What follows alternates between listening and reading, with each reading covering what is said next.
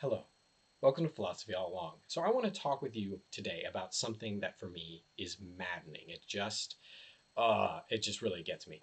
And that thing is going to start with something you're like, oh, I've heard this kind of complaint before. And it's the way that we deal with Christmas in our society. Now, I'm sure the complaint that you've heard before is like, oh my goodness, it starts so early, right? It's kind of like the way like I can't seem to escape pumpkin spice lattes starting. It's like, is it August? Like that we're doing this? It's not. Isn't this supposed to be like a Halloween-ish thing? Could we wait until September at the very least? And we're getting it like coming out in July, and people are ecstatic. And I will admit that a little bit of this is just my own kind of nuttiness. Like I like to have this idea of like, oh, this is when this season kind of is, and it gets to be special, and then I pack that up, and then I get to enjoy it kind of coming back. So for me, like Christmas, it's just so tragic because Christmas is as soon as Halloween ends, and that for me is a little sad. I really enjoy the Halloween season. Boom, like even before it ends, it's all gone, right? And it's Christmas stuff. We're not even wasting our time with Thanksgiving, and that for me is concerning. And that's the thing that I want to talk about, and why I want to say MAGA has ruined Christmas for me. And so here's why. I love Christmas. It's my holiday. Like we all have like the holiday that we love probably. For me, it's been Christmas. Since I was a little kid, I would go and like work in my grandmother's dollar store. Like I would, help around so that she would give me a few cents. and and then I would immediately go buy Christmas decorations, right? I have a stupid amount of Christmas decorations. I love Christmas, and it's of deep value to me, not just aesthetically, because I do love the aesthetics of it. I just think it's beautiful, but I think that there's a spirituality of it that I find very important. I will admit, if you've ever seen this movie, like the movie Scrooged, which isn't particularly beloved, but by the end of it, I'm always in tears because there's all of this conversation. It's almost preacherly, like the way that, without ruining it for anyone, but the way that love is being discussed, right? And a kind of societal love. So, anyways, so I want to start with in my indictment here. I love Christmas, and I'm tired of people taking it from me. What do I mean? Because you have to be thinking to yourself, but there's more. There's more Christmas. What are you talking about? You nutty professor. Okay. So for me, though, one, there's been this idea that there's a war on Christmas. And one of the things that I have learned about people in general and about MAGA in particular, but I've had this going theory for a long time that the things that we tend to accuse other people of, the things that we assume other people do, often are qualities that we ourselves have. So, in other words, if you are someone who doesn't lie, you are much less likely to assume that other people are liars, I think. But if you're someone who lies with regularity, you know that it's something that people do, and you tend to assume that other people are also doing the same. So it's kind of one of those things of like, well, if you kind of like shoplift, you assume that other people do, that kind of a thing.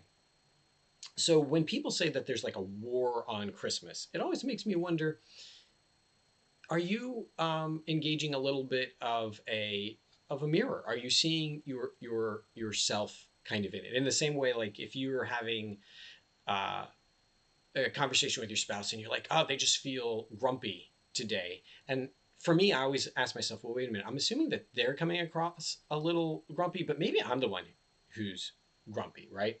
So there's all these people running around saying that there's a war on Christmas and we can't have Christmas anymore and everyone's trying to take it away. And I look around, I'm like, man, this is a whole lot of Christmas stuff that for you to be saying that, right?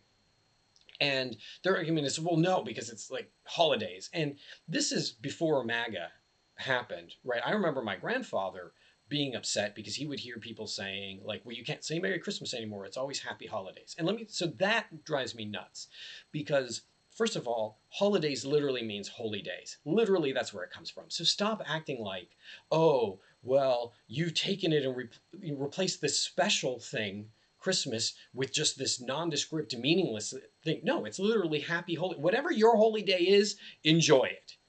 It drives me nuts.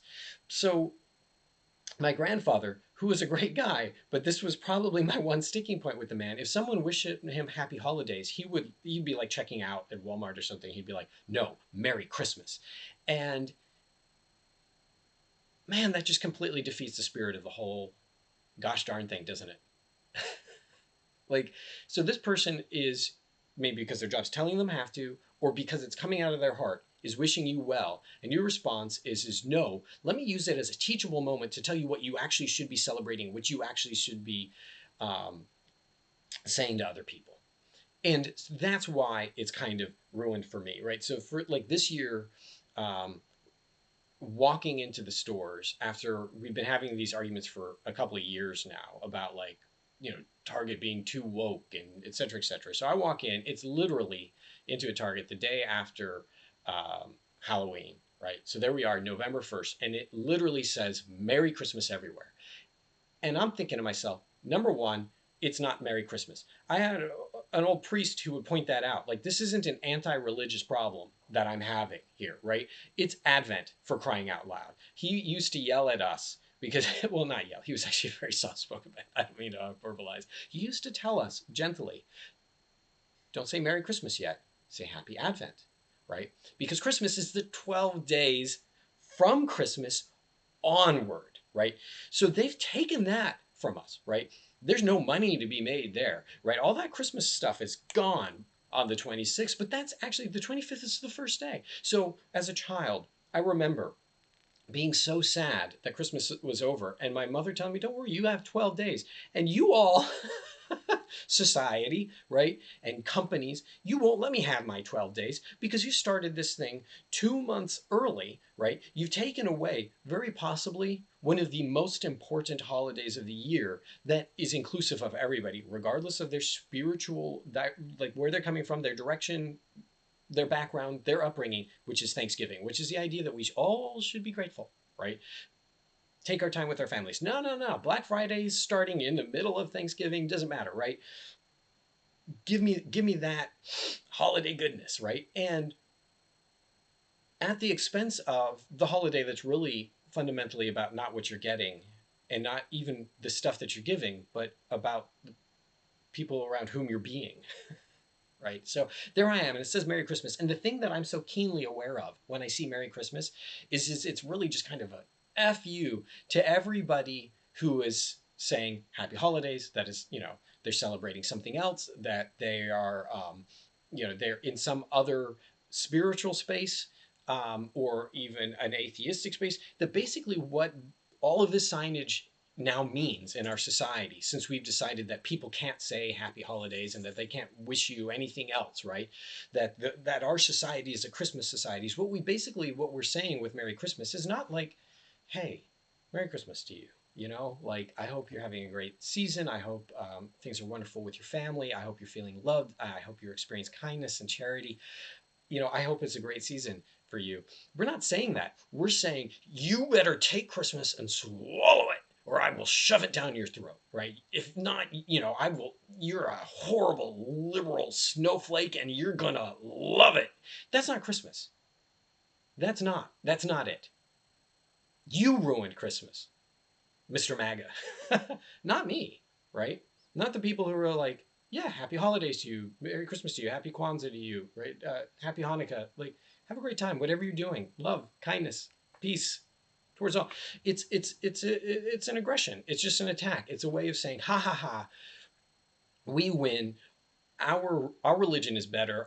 But it's not even a religion. Come on, stop BSing me. Like, at this point, like, all of these people who are running around saying like there's a war on Christmas, blah blah blah. You're not. Come on, how often seriously are you going to your church more than once a year? Come on, it's all demonstrative. Like, you're pretending, right? Like, if the whole idea of Christianity is love and kindness and so on and so forth, literally the last thing that Christ would want is people screaming Merry Christmas at each other as a means by which of reminding them that they're the losers in the society and that their holiday didn't win, right? It's, I think, so evident in the fact that we pretend that it's about saving Christ in Christmas. People are like, how dare you put that X in Christmas. Xmas, that's another example that there's a war. No, it's not. Look it up. That X was a symbol for Christ. It was a symbol for Christ, for crying out loud. It wasn't something that atheists were like, well, let's take the Christ out and put the X in. It was literally because if when you didn't have enough room, Christians were like, oh, well, the X is also a symbol for Christ. We'll put Xmas, which still just meant Christmas. And I've had people say to me, well, no, if it was about Christ, they would put a cross there. That would be Crossmas. What are you talking about? It would be Crossmas. The X was a symbol that was used as a symbol literally for the name, for the word Christ. It wasn't people trying to take away the Christ out of Christmas. It was literally done by Christians as a way of being able to save space by using the symbol for Christ. So it's like, know your own belief set. Know the history of your belief set. And so to my final point about this, while I've got my hackles raised in this holiday season, so forgive me for this.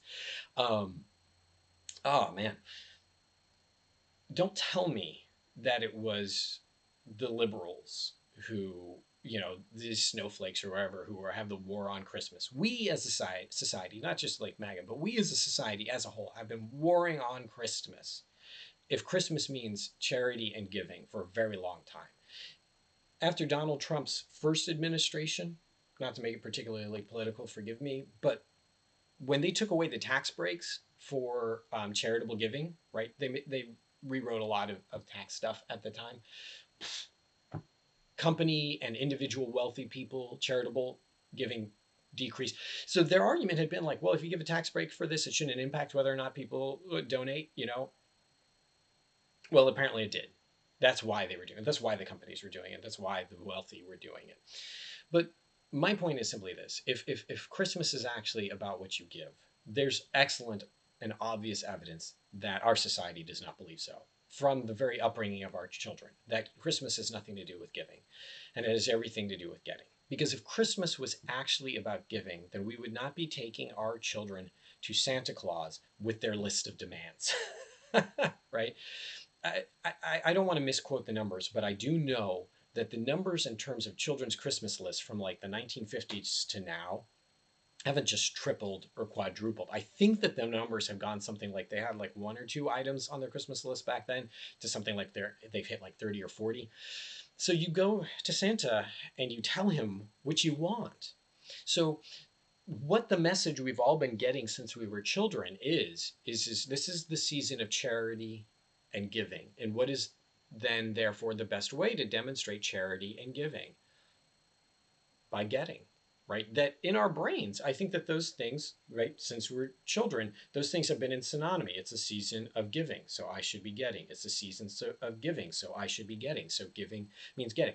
A world of giving and love is a world in which I get. That's how I know that the world is a loving place. Am I getting enough? If I'm not getting enough, then it must not be a loving place. And that's literally the opposite of the whole notion. That's the opposite of the Christian notion, and that's the opposite of what it means to give. It's the opposite of what it means to give altruistically. It means the opposite of what it means to give out of love, right? If Christmas was actually about what we claim it's about, a season of giving and love and charity and Christness, then we'd be taking our children to Santa with lists of what they want to give and what they want to do for others. And you might be like, well, what child would do that?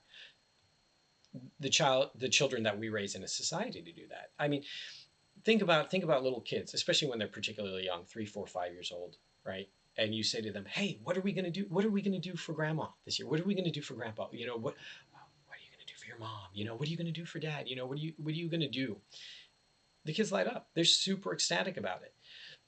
Children are in this space where they get excited about the stuff that they want to get, but they also get excited about the stuff that they want to do for others, because the stuff that they do for others is also for them in a lot of ways a getting. They feel good, right? There's so many studies on like really little children. We're talking like 2, 3 years old. Like they're not engaging significantly with language in a lot of cases yet. And study after study shows that those children feel good when they help others, right? That even when those people are strangers and those strangers don't say thank you or any, like, you just put them in a room and they help someone and the child lights up, that their brain just lights up, that we are hardwired to care and to be invested in others, and that we have to be broken out of it. And that's what I think has happened, right? That the whole season has been geared around breaking us out of the joy of what it means to give and to share and to help. That's been destroyed. And don't tell me that liberals have done that. Yeah, there's a lot of companies that have involved in doing that, sure. And MAGA, by infecting it with this idea that it's a war, that there's warfare going on and that they need to fight back during the season of love. Oh, come on. That's the opposite of anything that Christ would want from us if you were a believer in that regard. And it's us as a society. It's us as a whole. Right? There's no one, I think, group that you just get to put your finger on about it. But think about how excited our children would be about bringing their lists of the things that they're going to make or do to Santa. So, anyways, not here to ruin or judge anyone else's holiday season. So forgive me for that if I sound preachy or unpleasant. What I mean is that if you, as soon as we've infected it with the idea of a warfare, then even if you believe, well, no, like I'm a Christly warrior, there's a time when you're supposed to kind of like fight back. When the thing that you're using to bludgeon other people with is Merry Christmas, right? Then everyone knows when you say it, you don't actually mean, here's some love, here's some kindness, here's the holiday season, here's the spirit of Christmas. What you mean is, I'm taking what I want for myself back. And what's funny is I guess as a final thought, if there actually was a war on and for Christmas, wouldn't that by definition be a war that you would fight with love? Wouldn't the most effective means by which of saving the holiday and saving what you believe to be the important aspects of it, right? Say like the Christly aspect of it, wouldn't the most effective way of actually saving Christmas be to share it in the most loving ways possible? Wouldn't people go, oh wow, I want a bit of that? That's amazing. What you're offering feels good, feels joyful, it feels loving, it feels kind, and I need some of that in my own life. But no, instead what you've done is you've taken people like me, and we walk into the store and we're like, oh, it started already. This company doesn't really mean it. They're just doing it because these other people got so angry, and they got so cancel culture-y that every other holiday's been canceled. So all really Merry Christmas means is, ha ha ha, we're making money off of you, and ha ha ha, we won, your other holidays suck, and suck it. Yay, Merry Christmas to me. So okay, final thought. I refuse to let that happen in my own life. I refuse. I want to say to you, Merry Christmas, but I also want to say to you, Happy Holidays. And if you celebrate none of it, I hope you're having a great day. I hope that all of us get to have better seasons than we've been having. And I truly do believe that the best way to do that isn't to isolate ourselves to what we need and what we want and what's wrong in our own lives, but to turn and to help someone else. At least I know that's when I feel best. That's certainly what studies seem to suggest help us feel better the most. To reach out to each other during any time, not just during these holy days, but all the time, in charity and compassion and love. And so with that, I wish you the very best day, and I hope your season and your life is filled with as much love and joy as possible.